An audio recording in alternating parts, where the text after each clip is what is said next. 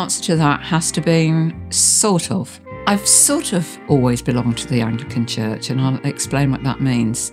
But I'd also like to say that what's important to me is worshipping God. And I probably shouldn't be saying this, but to me personally, not to the Anglican Church, it's where I can worship God, where I feel relaxed and close to God.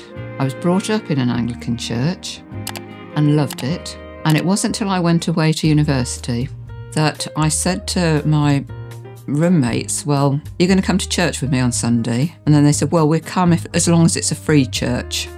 So I said, okay, we'll go to a free church. So when I was at university, I took membership of the United Reformed Church in England just for those 3 years, and then returned to my Anglican roots. I think it's always important to remember as well that Anglican churches are very different. Some Anglicans are what we call evangelicals. Some are very high church, rather like the Roman Catholic, and tradition and ceremony is extremely important to them.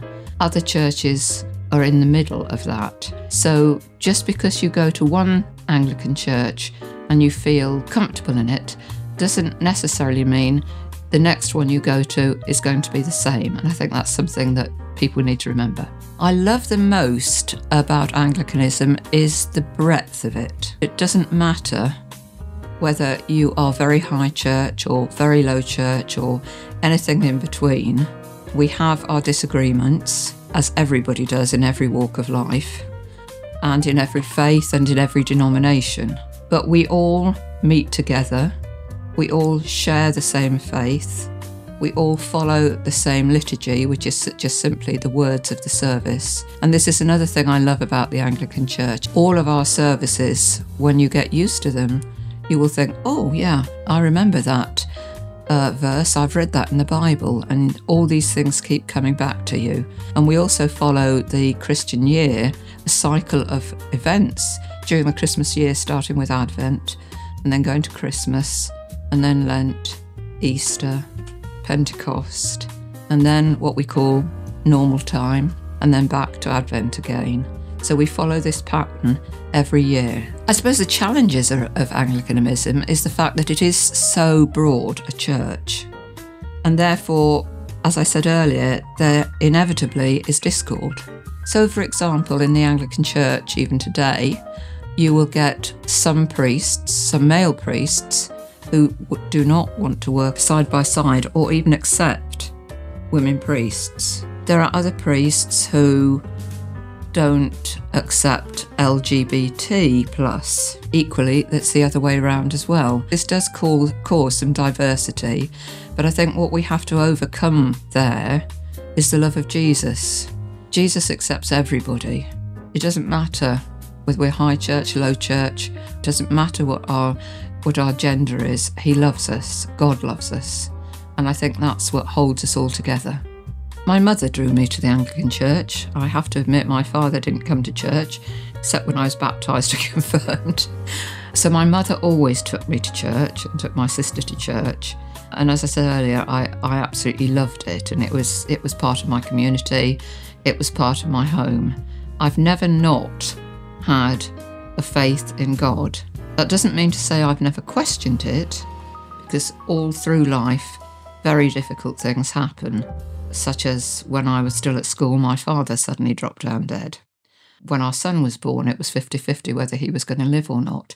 But these things life throw at us. And although it can make us question our faith, I've found in the end, it actually strengthens your faith.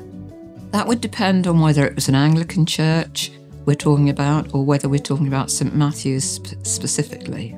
If we were talking about an Anglican church, what I referred to earlier about what your preference for worship is very important. So you would want to look for an Anglican church that fits your preference of worship.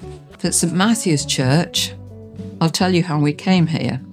We just came to Canada in 2019, We had driven up and down Marshall Road a few times and seen this church. We didn't know if we'd come to the Anglican Church or whether we'd go to the Church of Canada, the United Church. But something, I would like to think God, but something drew us close to this church, and we came and knocked on the door, and we had an interview with the Alan Dirksen, who was the then priest, and we haven't looked back. And the reason we haven't looked back is because this church is so loving and so welcoming. We've been small in number, but we're gradually growing. But we're growing not only in numbers, that's not so important. We're growing in faith and depth of love. And I think that's what really matters in a live church. At St Matthew's, one of our key values is welcoming and valuing people. And there's always a good cup of coffee and some cookies. Brilliant.